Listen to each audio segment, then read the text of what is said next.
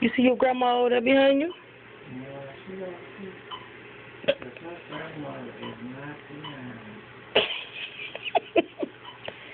Here she is. Look at the grandma. She's going to sleep. Good kitty. She better get on the floor and go to sleep. Tell her what I thought her the babies. Hmm? I told the kitty, said, what you thought? You the babies. Mm-mm. She's not the baby. She might think she is. Because it's a kitten born every nanosecond, honey.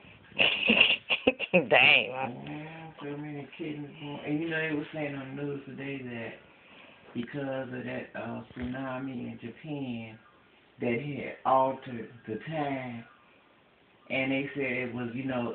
speeding up fast. No, they were saying that we was losing so much of a second, 2 seconds or something. I was like, you know what I'm saying?